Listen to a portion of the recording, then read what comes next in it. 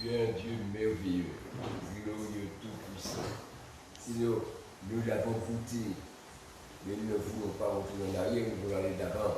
Parce que c'est merveilleux, Seigneur, de connaître Dieu, Seigneur, de t'avoir pour Père. Seigneur, c'est formidable de connaître Dieu, mon Dieu. C'est vrai, Seigneur, tu as transformé ma vie. Et aujourd'hui, Seigneur, mon Dieu, je suis heureux que tu transformes encore des vies, mon Dieu, de tous ces hommes, ces femmes qui n'ont pas entendu, qui n'ont pas compris, Seigneur. Parce que les choses sont difficiles à comprendre. Ta parole n'est pas facile à comprendre, à recevoir, Seigneur, mon Dieu. Mais je sais que tu le fais pour ceux qui cherchent, qui te cherchent. Parce qu'ils te trouvent, Seigneur, mon Dieu. Pour qu'ils marchent avec toi, qu'ils t'obéissent, pour qu'ils apprennent à faire ta volonté, pour qu'ils apprennent à savoir qui tu es, Seigneur mon Dieu. Ils savent que tu es le Père éternel, le seul et unique Père, le seul et unique Dieu sur la terre, dans du monde, dans le ciel, partout, Seigneur, nous irons. C'est ton Saint-Esprit qui agit, parce que c'est toi qui nous donnes ton Saint-Esprit.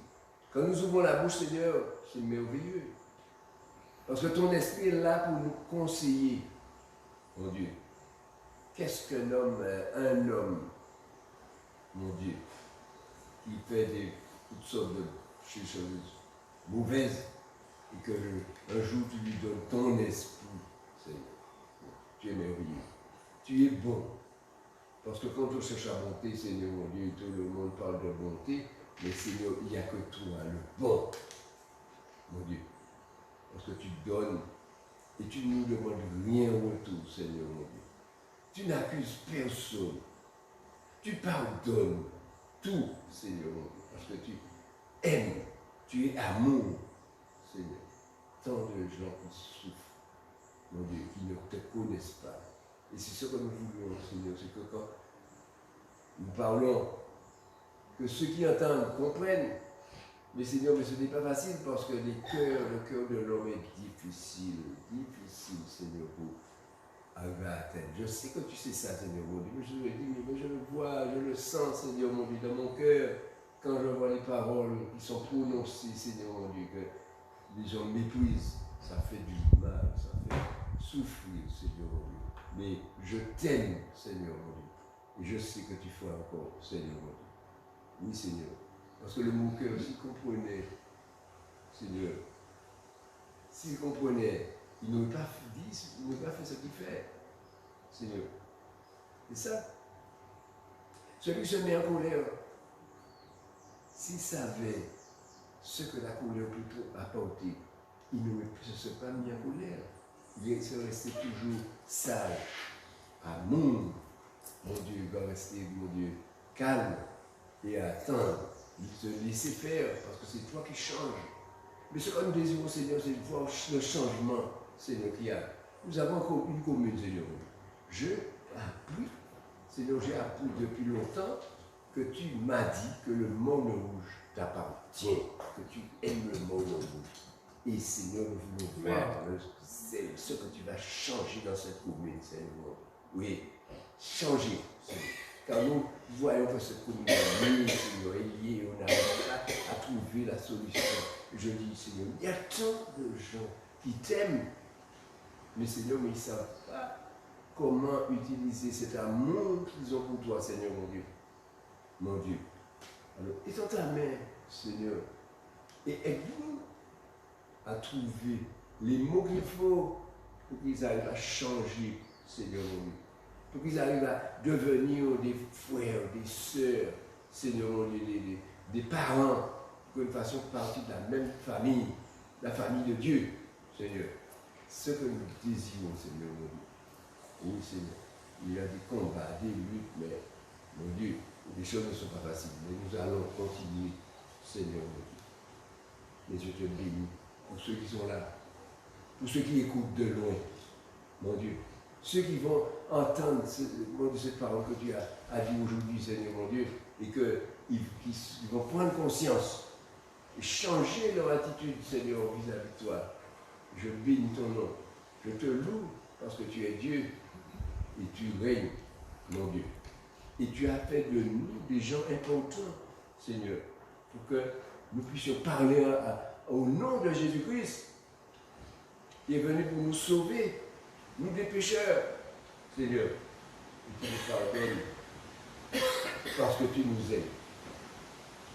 Mon Dieu, je connais la grandeur de ton amour, ce que tu as fait dans ma vie, Seigneur. Non, tu es un Dieu formidable, merveilleux, mon Dieu. Il n'y a pas comme toi, il n'y a pas de Dieu comme toi. C'est toi le seul et unique Dieu qui règne sur toutes choses, Seigneur. Mais l'homme n'a pas encore compris ça, Seigneur. Comment il va les faire comprendre? Nous aurons voulu lui faire comprendre qu'il n'y a qu'un seul Dieu.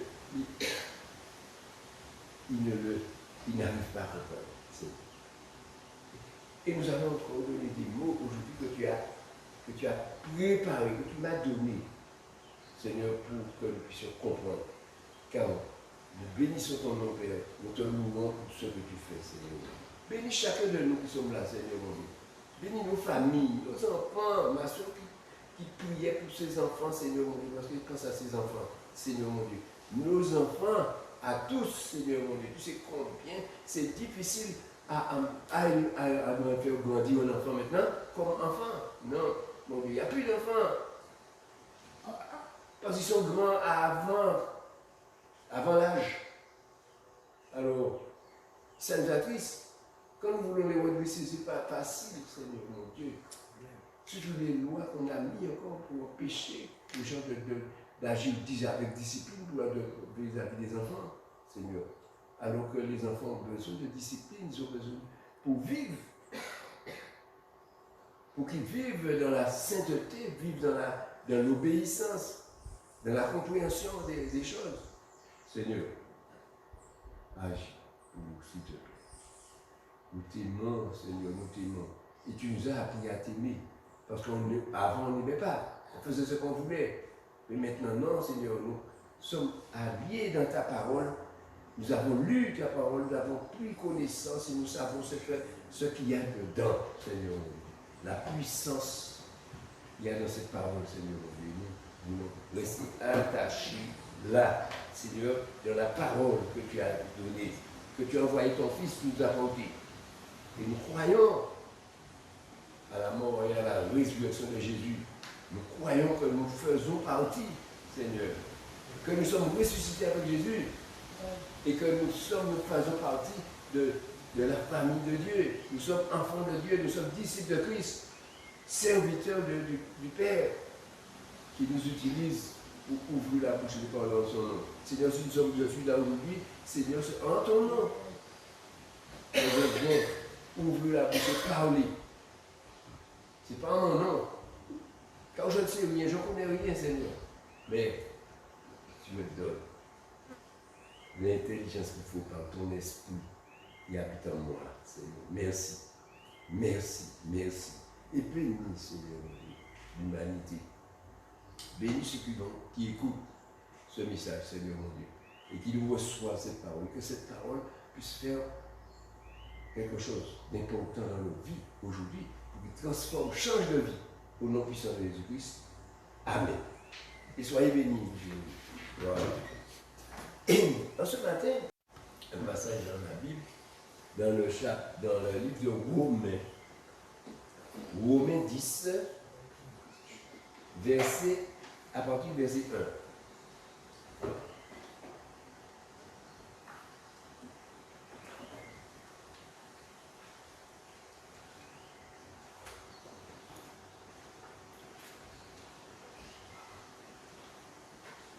Comment ça allait mieux?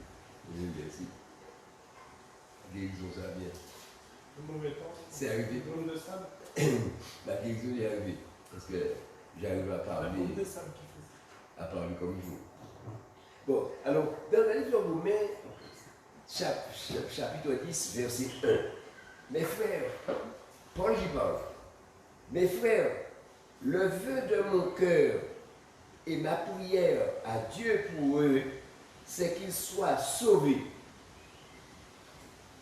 Vous voyez, un serviteur de Dieu, quand il ouvre la bouche, il parle, il ne parle pas pour plaire aux gens parce que la parole de Dieu ne plaît pas toujours. Parce qu'il y a des moments où on parle, et quand on parle, on trouve que la parole est sévère, la parole est dure, on ne veut pas, on n'accepte pas ça. Ah, moi, je n'accepte pas ça. Les gens disent, ah non, moi, si c'est comme ça, moi, je ne peux pas. Non, mais Dieu nous donne, la parole qu'il nous donne, c'est pour nous conduire à marcher dans la sainteté et pour que nous ayons, que nous soyons pardonnés pour nos péchés et que nous devenons des enfants de Dieu.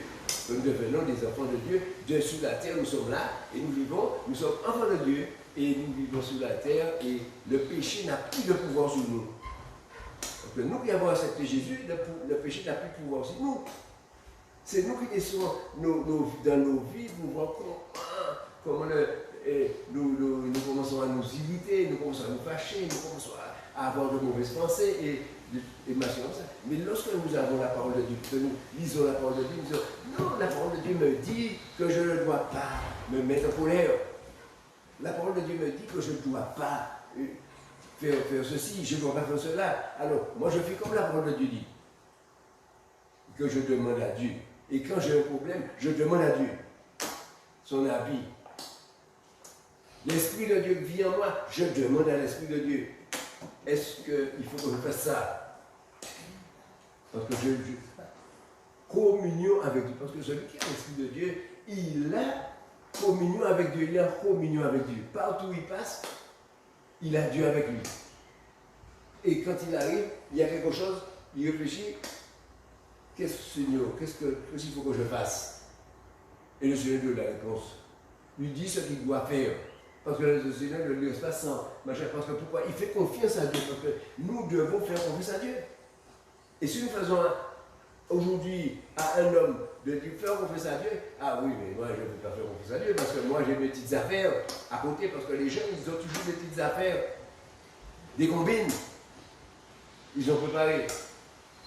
Alors, vous voyez, ce que Paul dit là, il dit que son désir, son vœu, le travail que Jésus lui a donné à faire pour aller parler pour les païens, pour demander aux païens pour qu'ils soient sauvés. Vous voyez, Paul voudrait que tout le peuple soit sauvé. Mais le peuple ne veut pas l'écouter. Est-ce qu'ils seront sauvés? Ils ne seront pas sauvés. Et lui, il sera attristé de voir le travail qu'il a fait, tout ce qu'il a fait, parce que moi, je regarde, je dis ce que j'ai fait, un petit travail, je n'ai pas fait quelque chose de grand, mais j'ai fait, bon, ce que je pouvais faire. Mais quand même, le résultat ne me satisfait pas, parce que je vois qu'il n'y a pas tellement de réussite, parce que je vois, ouais, là, j'aurais pu avoir une réussite par là, j'aurais pu avoir quelque chose par là, et on voit que ça n'a pas marché, parce qu'on voit. Pourquoi? Parce que l'homme ne veut pas écouter Dieu. L'homme ne veut pas obéir à Dieu. Quand on donne le conseil à quelqu'un, il ne veut pas écouter. Il refuse. Il refuse d'écouter. Mais il veut être chrétien. Ah, je veux être dans l'église, je veux être chrétien, je veux être ici, je veux même être serviteur, je veux être diacre dans l'église, je veux avoir une place. Mais lorsqu'on lui donne le conseil, il n'écoute pas. C'est ça. Il dit, voilà ce qu'il dit bon. Dans le verset 2. Je leur rends le témoignage qu'ils ont du zèle pour Dieu, mais sans intelligence, ne connaissant pas la justice de Dieu et cherchant à établir leur propre justice, ils ne sont pas soumis à la justice de Dieu. Voilà. Les gens, ils ont beaucoup de zèle, il y a beaucoup de chrétiens, tu vois que la Bible dit qu'il y a beaucoup d'appelés, peu d'élus. Parce que ce sont les élus qui vont dans le royaume de Dieu avec Jésus. Ce n'est pas les chrétiens, ce n'est pas les chrétiens qui disent, ah oui, tu es chrétien et tu as une place réservée dans le ciel de gloire. Non, ce sont ceux qui vont mettre en pratique la parole de Dieu. Parce que ce n'est pas le zèle, parce qu'on fait beaucoup de zèle, parce qu'on voit beaucoup de choses pour Dieu. Dieu n'a demandé à personne de faire quoi que ce soit pour lui. Il m'a demandé de faire quelque chose pour lui. Puisque lui, il fait tout pour l'homme. Si tu as besoin de quelque chose, tu lui demandes, il fait pour toi. Il ne te donne pas du travail, il ne te donne pas des fardeaux à porter, il ne te donne pas des charges, des choses à faire, des responsabilités, des marches à faire. Il te donne ta pleine liberté. Et il laisse l'homme faire ce qu'il veut. Parce que dans la Bible, il est dit, tout est permis, mais tout n'est pas utile. Et les hommes, puisque c'est permis, ils le font parce que c'est permis. Parce qu'ils croient que Dieu va accepter que ce qu'il fait.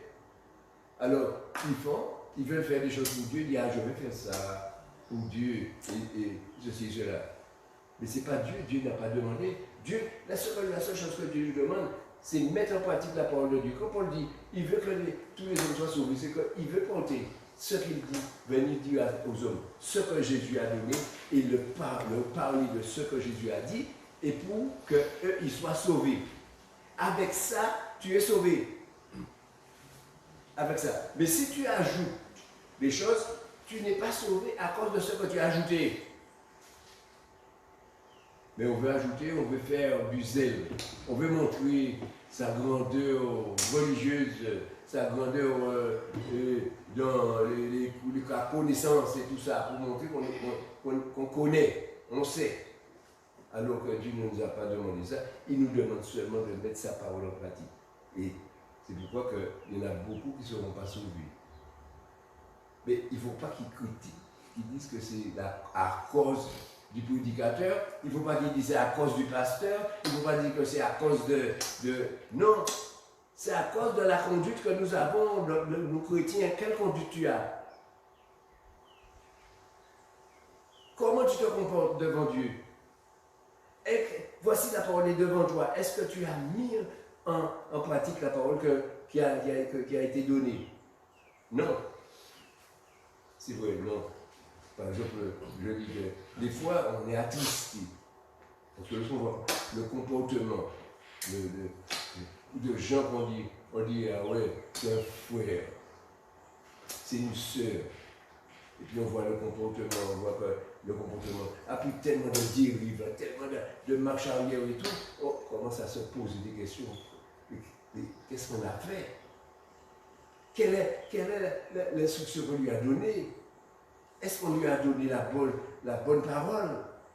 Pourquoi il agit comme ça? Oui. Le serviteur de Dieu lui-même, Paul qui veut que tout le monde soit sauvé, le serviteur de Dieu, qu'est-ce qu'il fait? Il se met devant les gens, ils vont regarder, il dit, est-ce que j'ai fait quelque chose de mal? Est-ce que j'ai dit quelque chose qui ne correspond pas? Parce que moi, je veux dire la parole de Dieu, je veux donner des choses bien, mais il faut que je le fasse avec l'intelligence que Dieu m'a donné. Si j'agis, je parle, j'ouvre la bouche, je parle au nom de Seigneur Jésus. Ce n'est pas avec ma propre pensée, c'est avec la pensée que Dieu me met, le Seigneur me met, l'Esprit de Dieu met en moi, et moi, au fur et à mesure que je parle, l'Esprit de Dieu me donne la parole. Alors, même les versets. Alors, c'est pour vous dire que quand je le fais, je ne le fais pas de moi-même. Alors, je compte sur l'Esprit de Dieu qui me donne la parole que Dieu voudrait que vous entendez aujourd'hui. Et que les autres, ils entendent. Et que tous ceux qui entendent, pour qu'ils puissent se dire que c'est la parole de Dieu. Et cet homme n'a pas menti. Il a dit la parole de Dieu. Et les gens, ce n'est pas ce qu'ils veulent entendre. C'est Paul répétait ça. Je n'ai pas menti. Je dis la vérité. Paul disait ça tout le temps. Pourquoi? Parce qu'il voudrait que les gens qui écoutent la vérité qu'il donne. Et il sait que dans la parole de Dieu, il y a la puissance de Dieu. Parce que la parole de Dieu n'est pas une parole comme n'importe quelle parole, c'est pas au moment où on lit. La parole de Dieu a agi. Quand la parole de Dieu rentre dans l'homme, il fait son travail. Et si la parole de Dieu fait son travail, l'homme change. Parce que l'homme, la parole de Dieu fait, n'est pas obligé de faire changer aussi ce qu'on a parlé. On parle, mais après la personne va rentrer chez elle, la personne va réfléchir, et dans sa réflexion, la parole de Dieu va faire un travail dans son cœur. Et il y aura un changement qui va se faire dans sa vie. Et il va venir vous dire, ah mon frère, il y a quelque chose qui s'est fait. Parce que la parole que tu m'as dit, ça m'a fait réfléchir. Mais tu dis, c'est pas moi, c'est la parole qui est vivante. La parole de Dieu, elle est vivante, tu l'as reçue, et la parole a fait son travail en toi. Parce que la parole, elle est vivante. C'est la parole de Dieu, c'est pas comme un roman quand tu lis. Et quand Dieu, la parole a fait son travail, tu dois rester sur ce que tu as reçu et puis marcher dans la vérité de ce que tu as reçu. Vous voyez? Et c'est pourquoi il nous dit que je leur rends le témoignage qu'ils ont du zèle, mais sans intelligence. Qu'est-ce que Paul veut dire? Il veut dire quoi? Si on n'a pas d'intelligence, on ne peut pas faire la volonté de Dieu. Parce qu'il faut agir avec intelligence, avec ce que Dieu donne. Si on n'a pas d'intelligence, c'est pourquoi que Jésus disait, je leur parle en parabole pour qu'ils ne comprennent pas ce que je dis. Mais il dit à ses disciples, mais vous comprenez ce que je dis. Parce que pourquoi? Parce que je suis avec vous. Et ils comprennent. Mais les autres ne comprenaient pas parce que Jésus ne pouvait pas donner ces paroles-là à des gens qui ne veulent pas écouter. Quand le serviteur de Dieu parle, les gens ne veulent pas écouter. La seule chose que les gens viennent à l'église, c'est pour écouter.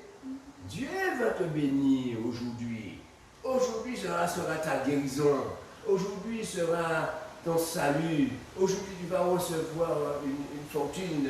Tu auras ceci, tu auras cela. Non, ce n'est pas ce qui sauve. Parce que quand Paul parle de sauver quelqu'un, il ne parle pas de sauver avec de l'argent. Parce que l'argent ne sauve personne. Il parle de celui qui aura la vie pour vivre, pour entrer dans la vie avec Jésus dans le paradis. Pour celui qui est sauvé, c'est comme ça. Celui qui n'est pas sauvé, il va en enfer. Et ce que Dieu veut, c'est que les hommes, que nous allons au paradis. Parce que, pourquoi nous allons comprendre que nous sommes, Dieu est le Créateur. Il nous a créés. Nous sommes ses créatures. Nous lui appartenons. Et il ne veut pas. Et le souffle de vie que nous avons, c'est lui qui a soufflé de nos narines pour nous donner le souffle de vie. Et ce souffle de vie-là ne meurt pas, parce que c'est une souffle de vie qui va vivre éternellement. Parce que même lorsque tu as quitté la terre, tu es mort, la Bible dit bien que le corps, la poussière retourne à la poussière. Le corps, c'est de la poussière. Il va retourner la poussière. Mais l'âme ne retourne pas à la poussière. L'âme, il faut que l'âme vive. Et si l'âme vit, il faut qu'elle habite quelque part. Et quand elle va monter pour aller rencontrer Dieu, parce que la Bible dit que ça retourne à Dieu. L'âme retourne à Dieu, le souffle de vie retourne à Dieu, parce que c'est Dieu qui nous l'a donné. Et quand le souffle de vie retourne à Dieu, il faut qu'il y ait un endroit pour mettre ce souffle de vie-là. Alors tout est préparé pour récupérer l'âme qui arrive. Mais si tu n'as pas fait ce qu'il faut, si tu n'as pas été pardonné, si tu n'as pas été sauvé, tu ne peux pas entrer dans le royaume de Dieu avec Jésus. Tu es obligé d'aller dans le royaume des morts, le séjour des morts, avec Satan. Oui, parce que tu as fait les œuvres de Satan, tu vas aller avec Satan. C'est ce que Dieu veut qu'il change, parce que celui qui est sauvé, il n'est pas, parce que les gens croient que il est sauvé parce que j'étais malade, j'étais guéri. Parce que moi, j'étais malade, j'ai eu beaucoup de guérisons, beaucoup de miracles que Dieu a fait dans ma vie et tout. Aujourd'hui, si je suis là, je remercie Dieu parce que je dis merci Dieu, parce que tu rajeunis ma vieillesse et je continue encore, la vie continue. Et je remercie Dieu. Mais c'est parce que Dieu a mis sa main pour me ramener à la bonne santé, pour que je sois là. Mais on voit bien que Paul veut parler. C'est pas qu'il veut sauver, c'est parce que c'est pas lui qui va sauver. Parce que la Bible dit bien que c'est l'Esprit de Dieu qui convainc. Parce que c'est l'Esprit de Dieu qui convainc. Si le chrétien ne cherche pas à recevoir l'Esprit de Dieu, il n'est pas convaincu que Dieu veut le sauver. Il est convaincu que Dieu veut le sauver à partir du jour où il a accepter, Seigneur, s'il te plaît, donne-moi ton esprit, car je veux ton esprit. Oui. Je veux ton esprit, parce que tu le veux. Et quand tu le veux, tu lui demandes et il te donne. Et quand tu donnes son esprit, c'est pour te ramener à lui. Et quand tu vas recevoir l'Esprit de Dieu, eh bien tu vas devenir quelqu'un de différent. Quand tu commences à faire toutes sortes de bêtises dans ta vie et tout ça, tu vas voir que tu as arrangé. Quand tu as injurié tout le monde, tu faisais tout ça, toi-même, tu vas en la bouche pour injurier, tu vas voir que tu dis des paroles merveilleuses, tu dis c'est pas possible. Dieu m'a changé. Pourquoi? Parce que tu as reçu l'Esprit de Dieu, parce que tu as demandé avec un cœur sincère et Dieu t'a donné son esprit. Mais l'homme n'a pas compris qu'il lui faut l'Esprit de Dieu. Parce qu'on voit bien, dans l'Ancien Testament, l'Esprit n'était pas donné aux hommes. Il y avait certains hommes qui avaient l'Esprit de Dieu. Mais ils avaient l'Esprit de Dieu, mais ils n'avaient pas tous les pouvoirs. Si on prend l'exemple de Salomon, par exemple, on peut prendre Salomon, on va prendre Salomon. Dans le livre ouais.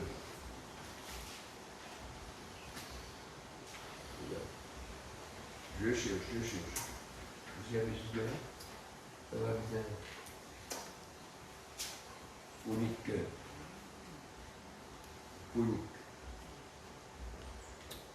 Deuxième épître de Chronique. Voilà. Alors, on prend Salomon. Quand l'Esprit de Dieu a parlé à Salomon, dans le livre des Chroniques, chapitre 1,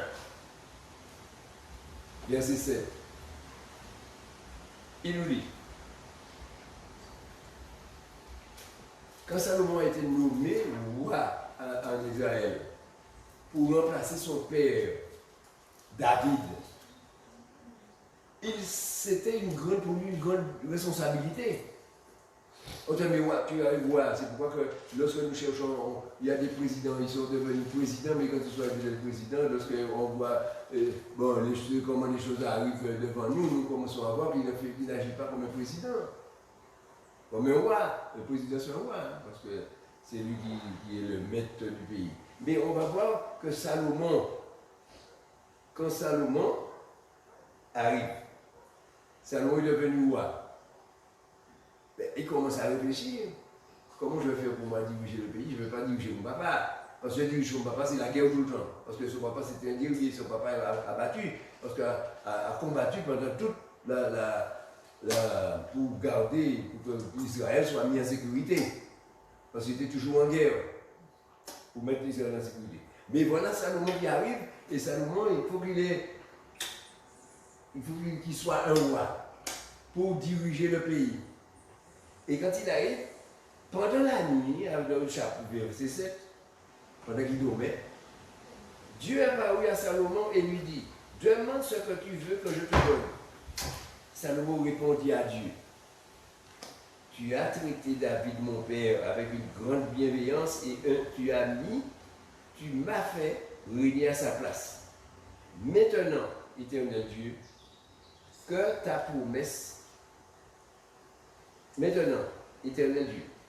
promesse à David, mon père, s'accomplisse, puisque tu m'as fait régner sur un peuple nombreux comme de la poussière de la terre. Accorde-moi, c'est ce qu'il demande à Dieu, accorde-moi donc de la sagesse et de l'intelligence. Tu vois, tout à l'heure, on a vu que Paul disait que les gens, ils ont beaucoup de zèle, mais ils n'ont pas d'intelligence. Parce que lorsqu'on agit sans intelligence, on ne fait pas toujours des choses agréables. Et on ne fait pas toujours des choses bien. Parce qu'on fait avec folie, avec des pensées d'homme. Parce que les pensées d'homme, ce n'est pas des trucs formidables. Hein? Alors, accorde-moi donc la sagesse et l'intelligence, afin que je sache me conduire à la tête de ce peuple. Pour que je sois conduit comme un roi. Comme un vrai roi. Si on veut donner le titre, le vrai roi. Parce qu'il y a des rois qui ne sont pas des vrais.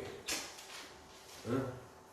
Alors, car qui pourrait juger ton peuple, ce peuple si louant? Alors, voyez ce qu'il demande à Dieu.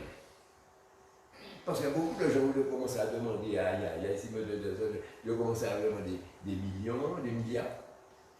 Si on veut 2 millions, pas 2 milliards, 3 milliards vont vivre de dollars et ainsi de suite. Parce qu'on va commencer par demander de l'argent, parce qu'avec le monde de maintenant, c'est le monde d'argent.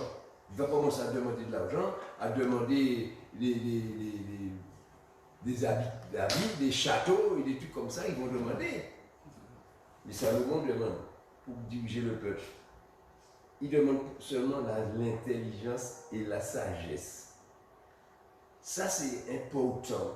C'est pour voir la chose, parce qu'il a considéré que la chose la plus importante de sa vie, c'est l'intelligence et la sagesse pour diriger le peuple.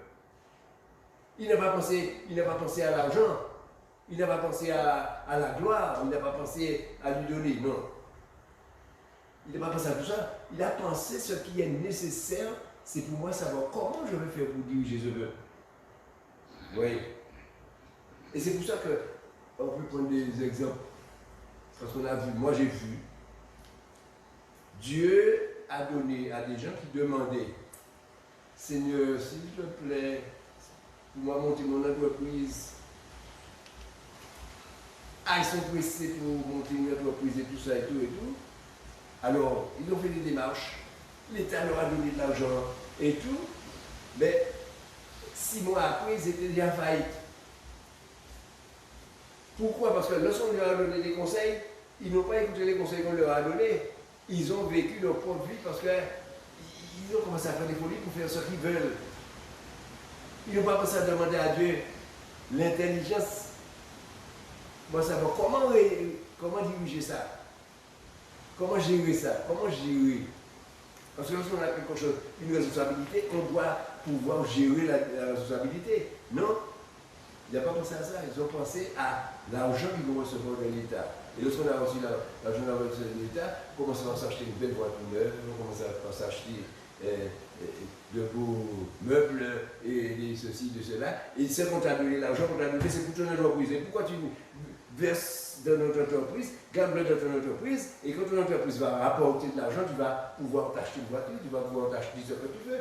Non, mais les gens ils font l'inverse. Parce qu'ils ne demandent pas à Dieu. Mais Seigneur, donne-moi l'intelligence pour moi pouvoir diriger ce que tu me donnes, la possibilité que tu me donnes. Alors, on voit Salomon, il demande à Dieu seulement l'intelligence et alors Dieu leur répond.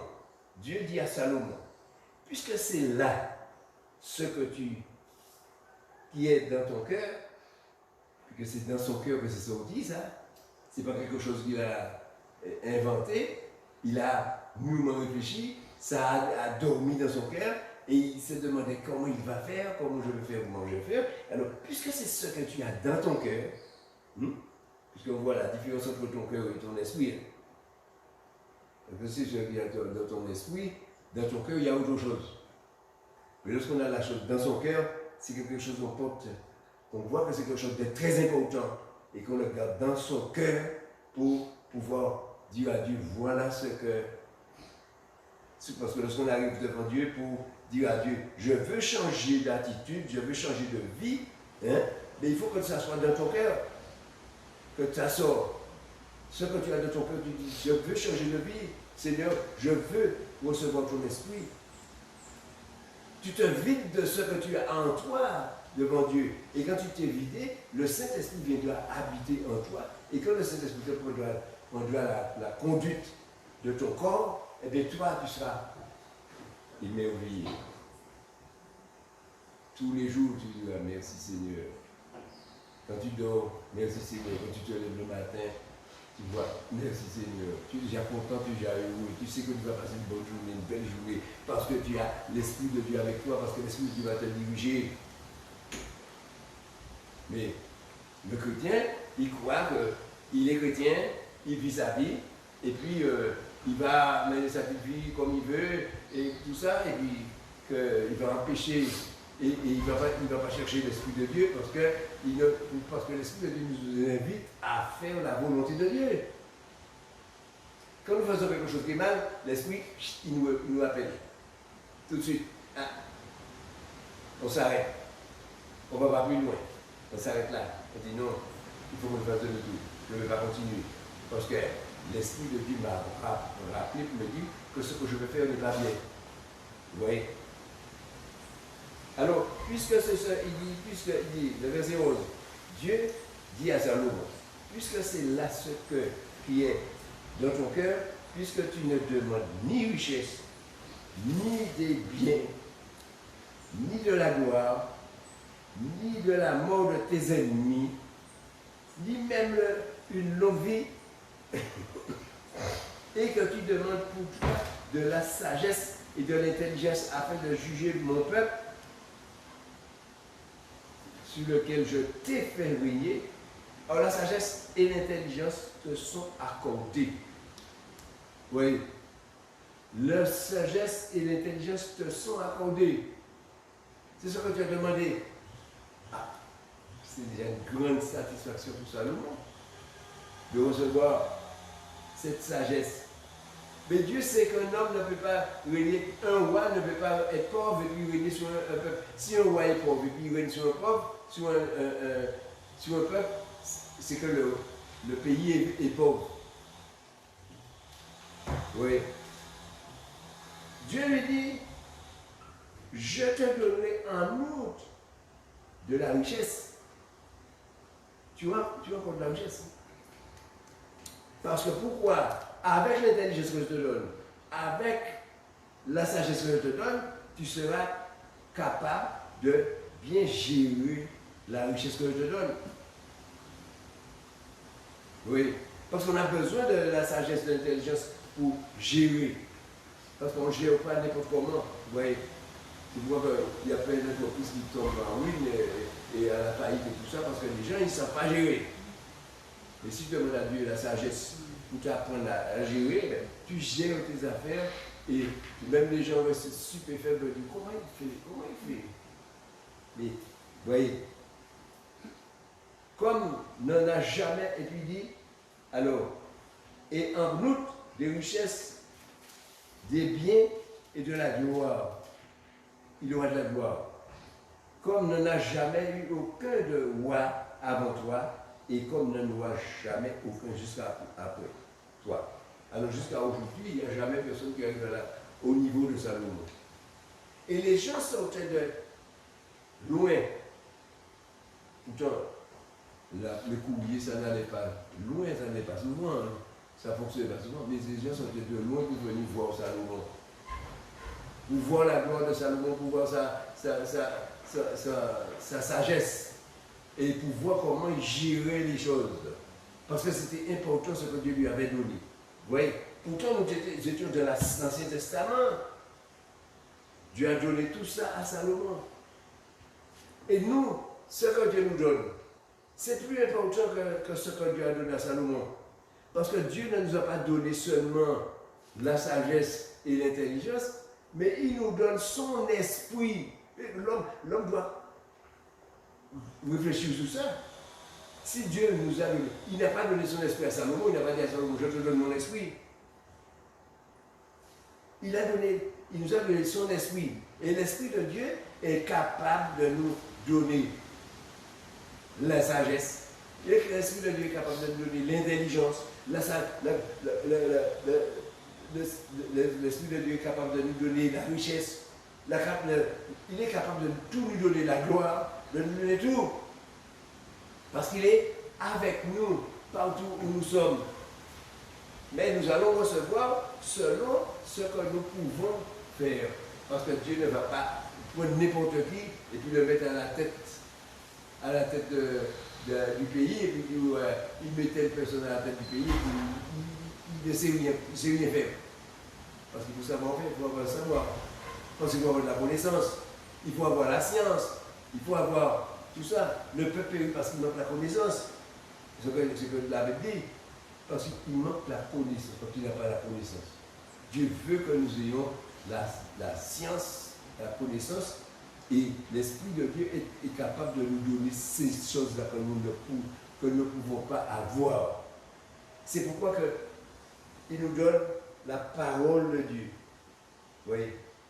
Et vous voyez que David et Paul nous parlent. Il nous parle de lui. Si vous prenez Timothée, Timothée 1, verset 12.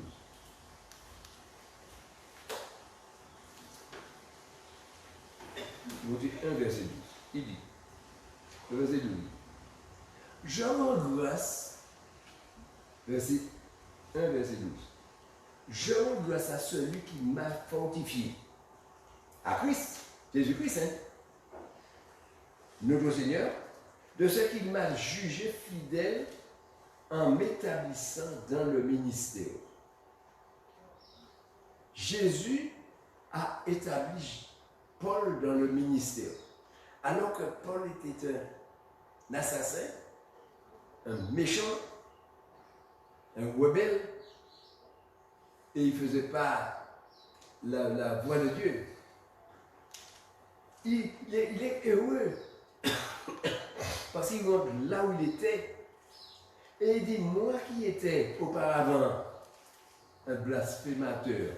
Alors là, la parole de Christ, il n'aimait pas ça. Il blasphémait la parole de Christ. Hein?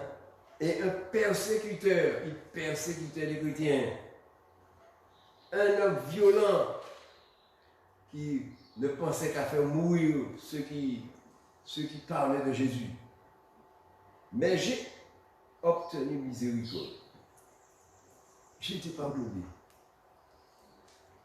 Alors, il y a beaucoup de gens qui n'arrivent pas à comprendre. Il y a qui font moins que ça, et puis je ne suis pas pardonné. Et Paul, tout ce qu'il a fait, il a été pardonné.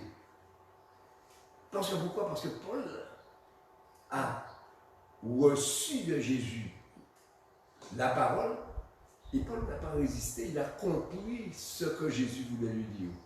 Ce que Jésus voulait le faire comprendre. Et il l'a compris le même jour où Jésus a parlé avec lui, rencontré en route, et lui a dit, pourquoi me persécutes-tu? Qui es-tu? Il a demandé à Jésus. Il dit, je suis Jésus que tu persécutes. Ah, il a commencé à réfléchir. Et c'est là qu'il est devenu aveugle, et qu'il est parti à la Syrie pour aller voir, pour aller à Damas. Et puis Jésus a envoyé Ananias pour qu'Ananias puisse prier pour lui, pour qu'il voie 3 jours après. Il est resté 3 jours aveugle. Et puis plus encore, et Ananias l'a baptisé. Oui, il s'est fait baptiser. Ananias n'a pas demandé, tu connais la parole de Dieu, tu veux ça, non, c'était. Parce qu'on voyait pourquoi, parce qu'il y a beaucoup de gens qui ne veulent pas se faire baptiser. Mais on voit que Paul, il s'est fait baptiser le jour où il a vu. Et avant, il ne connaissait pas Jésus. Il y a des gens, il faut 20 ans avant de prendre une décision pour se baptiser. Il commence à comprendre que c'est quelque chose de très important dans la vie spirituelle de chrétien. Se faire baptiser. Eh bien, vous voyez, il dit ça. Lui qui était un violent. J'ai obtenu miséricorde parce que j'agissais. Vous avez compris, il agissait par ignorance, dans l'incrédulité. Il n'y avait pas d'intelligence là, il n'y avait pas de sagesse là. Il vivait, c'était la pensée de Paul. Je vivais par ignorance. Il ne connaissait pas Jésus parce que nous rencontre quelqu'un et il commence à te dire, ah tu vois un tel, il n'y a pas de plus mauvais bonheur que ça. Ce gars-là il fait ceci, ce gars-là il fait cela, il fait ceci, il fait cela. Alors, toi, lorsque tu sors de chez toi, tu le rencontres au chemin. Lui, il regarde et dit, pourquoi il ne va pas dire bonjour aujourd'hui? Parce que pourquoi? Parce qu'on a dit que c'était un mauvais. Alors, on ne dit pas bonjour, on lui dit rien parce qu'on a appris que c'était un mauvais. Et pourtant, il s'étonne que, comment tous les Juifs disaient bonjour, pourquoi il ne m'a pas dit bonjour aujourd'hui? Tu es déjà fâché contre lui parce qu'on t'a dit. Tu n'as pas constaté toi-même, parce que c'est pour qu'il faut constater les choses avec tes yeux. C'est pas on t'a dit ça. C'est dit que j'ai constaté que c'est ça. Mais les gens non. Ah non, ce gars-là est mauvais, il est méchant. Il fait ceci, il fait cela, il fait. Ah, on publie, parce qu'on publie, on met, surtout quand maintenant c'est facile pour publier. Avec le téléphone là, c'est tac, tac, tac, tac, tac, tac, tac, tac. C'est déjà arrivé, ça a déjà fait le tour du monde. Tout le monde sait que tu es un mauvais. Alors que tu as fait une mauvaise chose. Alors que des fois, la personne n'a jamais rien fait. C'est ça. Oui. C'est comme ça, la vie maintenant. La vie de maintenant, la vie du 21e siècle, c'est un siècle très difficile à vivre. Parce qu'on n'est pas en sécurité nulle part. Vous voyez? Alors, il était plus long, mais j'ai obtenu miséricorde parce que j'agissais par ignorance dans l'incrédulité. Et vous voyez, quand les gens, ils agissent, ils sont zélés, sans intelligence, et voilà comment ils agissent. Ils sont très zélés. Ils sont prêts à faire tout, à faire toutes sortes de choses. Mais ils ne consultent pas la parole de Dieu pour savoir si c'est bien ou si c'est mal. Et lorsqu'on le fait, on est content. C'est pourquoi il y a des religieux, on a beau leur parler de la religion, mais consultez la parole de Dieu, puis voyez ce que la parole dit. Par exemple, lorsqu'on voit la loi, même Paul dit que la loi, nous sommes libres de la loi, nous n'avons rien à voir avec la loi. Mais les gens, non, ils sont dedans, la loi est là pour, il dit précisément que la loi est pour condamner, c'est là pour condamner. La loi, lorsque la loi agit sur toi, c'est que la loi te condamne. Il y a toujours une condamnation pour toi. Mais si tu n'es pas sous la loi n'a rien à voir avec toi. Mais les gens sont sous la loi, on leur dit non, mais la loi, ça n'existe plus, parce que Jésus est venu pour sauver les pécheurs que nous sommes, et il nous donne le salut et autres, mais la loi, non. Mais les hommes, ils restent dans la loi. Ils sont même religieux de la loi, comme Paul. C'est pourquoi une parole, il dit, le verset 15. Alors lui, non, verset 14, j'ai obtenu miséricorde et j'ai agissé par ignorance dans l'incrédulité. Voilà, c'est ce que l'homme ne peut pas. Parce que, vous voyez, c'est ce que l'homme ne peut pas consulter. J'étais incrédule. Voilà, avant de connaître Jésus, j'étais incrédule. J'agissais.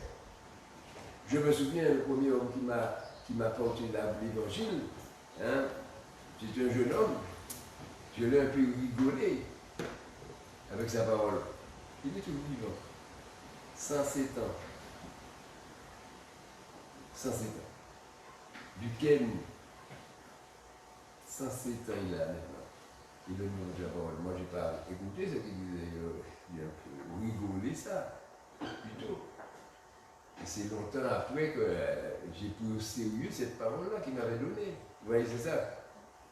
C'est ça. La parole a fait son travail. Vous voyez ça. Alors c'est pourquoi il dit, et la grâce de notre Seigneur a surabondé avec la foi et l'amour qui est en Jésus-Christ. C'est la grâce de Jésus qui est venue le sauver. Paul. Parce qu'il était condamné à mort. Il était condamné.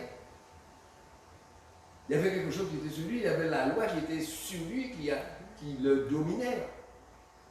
Mais à partir de ce moment, il a vu que Jésus l'a sauvé, l'a arraché de l'état où il était. Car une parole certaine est entièrement digne d'être reçue, que Jésus-Christ est venu dans le monde pour sauver les pécheurs, dont je suis le premier. Comment il a fait pour connaître ça? Parce qu'il a reçu l'Esprit de Dieu. Il a reconnu que Jésus-Christ est venu pour sauver les pécheurs. Donc je suis le premier. Mais aujourd'hui, lorsqu'on parle à quelqu'un pour Jésus est venu sauver les pécheurs, moi, je vais chercher ailleurs pour voir si je trouve Saint-Antoine ou Saint-Pierre ou d'autres saints, parce qu'il y a d'autres saints. On va chercher pour aller voir si c'est cela, c'est là pour me donner le coup de main, pour m'arriver au ciel. Mais il oublie que c'est Jésus qui a le pouvoir de sauver les pécheurs que nous sommes. Il est mort à la croix pour ça. Et il faut que nous avons constaté ça, que c'est quelque chose d'important, que Jésus est mort pour sauver nous qui sommes les pécheurs. Alors, c'est une parole certaine et entièrement digne d'être reçue par tous les hommes, que Jésus-Christ est venu dans le monde pour sauver les pécheurs dont je suis le premier. Mais j'ai obtenu miséricorde afin que Jésus-Christ fasse sa longanimité pour que je ne serve d'exemple, parce qu'il veut servir d'exemple, parce que Paul c'est un exemple. Salomon c'est un exemple dans l'Ancien Testament, mais là Paul c'est un exemple même dans le Nouveau Testament. Parce que Paul a été appelé pour voir pour les païens que nous sommes païens. Paul a été appelé pour sauver, pour aller parler aux païens que nous sommes. Et c'est pourquoi Paul, c'est l'apôtre des païens. Il allait partout à Rome et un peu partout pour aller porter la parole en Grèce, en Turquie et partout. Il allait porter la parole pour aller. Et les autres sont restés à Jérusalem. Ils sont restés autour d'Israël pour aller porter la parole. Et Paul, c'est lui qui allait et il cherchait des aides comme Timothée, Tite, Luc, Jacques, Marc, tous ces gens-là. Alors, exemple, et ceux qui croiraient en lui pour la vie éternelle. Vous voyez? Et c'est pourquoi que nous voyons comment c'est nécessaire de connaître Jésus. Et c'est nécessaire. Parce que Paul a tout compris, c'est quand il a reçu l'Esprit de Dieu. Quand l'Esprit de Dieu est entré en lui. Parce qu'après, Paul a été, Ananias a prié pour lui, et ensuite il est allé avec les disciples prier, avec les disciples de Christ prier, et quand il a prié, l'Esprit est venu, et l'Esprit a dit, mettez-moi à Barnabas et Saul pour l'œuvre que Jésus a donné à faire. Et qu'est-ce qu'ils ont fait? Ils sont partis pour aller porter la parole. Parce qu'ils ont reçu l'Esprit, ils ont reçu la liberté de Dieu de pouvoir aller porter le message, aller porter. Et c'est comme ça qu'ils sont partis, aller. Parce qu'ils ont eu le pouvoir d'aller le faire. Il est parti avec Barnabas. Et puis après ça a changé, il y a eu beaucoup. Et vous voyez, c'est pourquoi que Paul, il est là toujours. On voit Paul, on voit tous ceux qui ont demandé à Dieu, alors on voit que ce que Dieu veut, c'est que nous prions Dieu. Nous lui demandons son esprit pour que son esprit puisse nous diriger. Parce que nous ne savons pas nous diriger nous-mêmes. Nous prenons de mauvais plis. Les hommes, c'est comme ça. Lorsqu'ils sont dans leur lit, ils réfléchissent. Ah ouais, ils pensent que si quelqu'un a dit quelque chose qui ne va pas plus, il réfléchit comment il va faire pour se venger. Alors Dieu dit à moi la vengeance, à moi la rétribution. Alors s'il y a une vengeance à faire, c'est Dieu qui va se venger pour toi. Parce que Dieu entend tout ce qu'on dit de toi. Si tu as l'Esprit de Dieu en toi, alors tu sais que si quelqu'un dit du mal de toi, l'Esprit de Dieu est là, et l'Esprit de Dieu sait que tu as un problème avec cette personne. Et toi, tu ne dois pas aller pour dire je veux prendre ma défense, je veux me défendre. Il ne faut jamais se mettre en colère, c'est ça la machin, parce que la colère c'est une très mauvaise chose pour le chrétien, parce que quand il se met en colère, il dit des choses qu'il n'avait pas envie de dire, il fait des choses qu'il n'avait pas envie de faire, avec la colère. Et puis après, il regrette de l'avoir fait. Alors c'est pourquoi qu'il faut, avant de faire tout ça, il faut commencer par vivre avec sagesse, avec intelligence et laisser. Parce que j'ai bien aimé ce matin, quand il a parlé des gens qui disent du mal de toi, qui font des choses mal, qui te veulent du mal et tout ça, il faut laisser les gens dire ce qu'ils veulent dire pour laisser les gens, parce qu'on laisse les gens vivre. Parce que vous voyez, Dieu lui-même, il ne pêche personne de faire ce qu'il veut. Quelle que soit la personne qui veut faire, il fait ce qu'il veut. Mais il donne un conseil. Le conseil est dans la Bible. La personne doit prendre le conseil pour savoir s'il fait bien ou s'il fait mal. S'il fait mal, c'est pour son compte. S'il fait bien, c'est pour son compte. C'est pour lui. Toi, tu n'as rien à voir. Tu vas porter l'évangile pour quelqu'un. Il t'insulte. C'est pas toi qui dois insulter. Parce que tu crois que c'est toi qui l'as insulté, mais c'est pas toi qui l'as insulté. Il a insulté Dieu. À travers la parole que tu lui as prononcée, il a insulté la parole. Et quand il a insulté Dieu, c'est pas toi qui vas prendre la défense de Dieu. Dieu, c'est se défendre. Oui. C'est comme on voit, il y a des religions, il y a des religions. Qu'est-ce qu'ils font? Ils mettent des bombes et tout, et puis ils tuent des gens qui ne sont pas dans leur religion. Dieu n'a jamais demandé ça à quelqu'un. Parce que la Bible dit, tu ne tueras point. Ça veut dire que tu n'as pas le pouvoir de tuer qui que ce soit. Celui que tu tues, tu vas dire, ah, c'était mon ennemi. C'était ton ennemi, mais tu vas payer pour ça. Parce que tu n'as pas le droit de tuer. S'il y a quelque chose à faire, c'est Dieu qui va le faire. Ah, tu trouves que Dieu n'est pas assez. Ah oui, mais Dieu il prend du temps, il prend du temps pour le tuer. Donc il dit, il a fini avec lui. Non, Dieu le laisse là.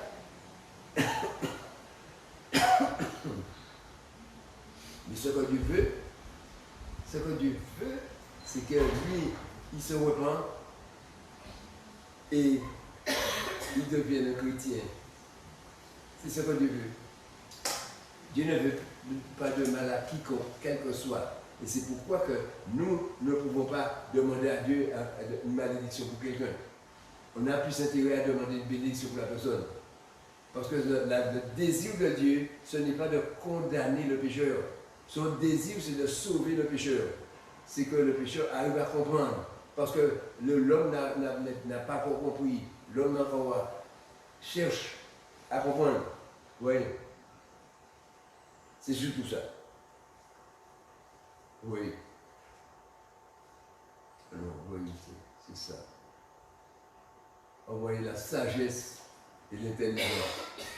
C'est le plus important. Parce que quand je prends Salomon, c'est pour montrer ce que Salomon a eu dans son cœur, qui voit qu'il était le plus important pour faire quelque chose d'important. Le plus important, c'était d'avoir la sagesse et l'intelligence. Vous voyez? Parce que on veut faire des choses, mais on fait avec folie. On veut dire n'importe quoi. Et après, il y a des regrets, il y a des peines, il y a des souffrances, il y a des pleurs, il y a des misères, il y a toutes sortes de choses qui arrivent à cause de ce qu'on a pris une mauvaise décision. Vous voyez? C'est pourquoi il faut commencer par chercher, faire les choses avec sagesse, faire les choses avec intelligence. Quand on fait les choses, vous voyez, c'est pourquoi il y a tant de religions sur la terre. Et puis il y a tant de dieux. Donc, lorsqu'on voit, il y a des milliers de dieux sur la terre, il y a des milliers de religions. Mais toutes les religions, lorsqu'on les regarde, on cherche dans la parole de Dieu, il n'y a rien qui correspond avec la parole de Dieu. S'il ne correspond pas avec la parole de Dieu, il n'a rien à voir avec Dieu. Il faut que ça corresponde avec ce que la Bible dit. Parce que Jésus, c'est ce que Jésus a dit, qui nous dit qu'il faut que nous mettions en pratique. Celui qui garde ma parole et qui la met en pratique, c'est ce que Jésus a dit.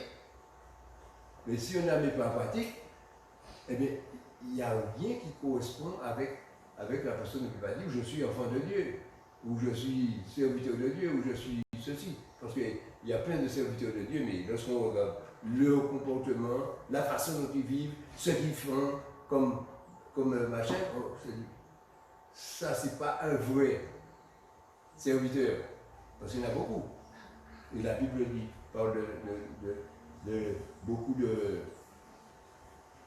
de gens qui sont des faux prophètes, des faux apôtres, des faux machins, parce qu'il y en a beaucoup. Et nous devons faire attention pour ne pas nous laisser avoir. Parce que lorsqu'on est mal parti, après ça fait des blessures, des maladies, des souffrances, des pleurs, avant qu'on réfléchisse et qu'on dise non, vraiment, j'avais le mauvais pli. C'est pourquoi il faut bien réfléchir lorsqu'on fait là où on va, ce qu'on va faire et avec qui on est. Parce que nous devons prendre ces choses-là en compte. Je ne vais pas dire tout. Il y a beaucoup à dire, mais je ne vais pas dire tout aujourd'hui. On va laisser pour la dimanche prochaine. Merci Seigneur pour ta parole. Seigneur, merci pour tout, Seigneur. Nous voulons, Seigneur, agir avec intelligence, avec sagesse. Et nous savons que l'intelligence et la sagesse en toi, que ça se trouve. Alors c'est pourquoi nous avons besoin de ton esprit, et que ton esprit soit avec nous, Seigneur, pour nous diriger à faire ta volonté. Parce que c'est ta volonté que nous voulons faire. Nous ne voulons pas faire de nous-mêmes, parce que nous savons comment, Seigneur, comprendre des erreurs, combien d'erreurs qui se font dans le monde, et puis nous voyons devant nous, dans nos yeux, nous voyons combien les choses sont difficiles. Et cela nous attriste. Seigneur, agis, s'il te plaît, pour qu'ils arrivent à comprendre. Oui, Seigneur. Tous ceux qui ont entendu ta parole aujourd'hui, Seigneur, qu'ils sachent qu'ils doivent rechercher la sagesse et l'intelligence, et qu'ils sachent que l'intelligence, Seigneur, c'est dans ton esprit. Ah, c'est ton esprit qui a la sagesse. Et celui qui a ton esprit, Seigneur, a reçu la sagesse et l'intelligence. Et nous savons que tu as promis ta sagesse et ton intelligence à tous, Seigneur, sans exception, pourvu qu'ils cherchent ta voie et qu'ils marchent selon ta parole. Et que cela, mon Dieu, agit. Mon Dieu, que chacun puisse vivre, Seigneur, en Dieu, en Christ. Et je bénis ton nom, Père, dans le nom de Jésus-Christ, je te prie, place de gloire. Amen. Amen.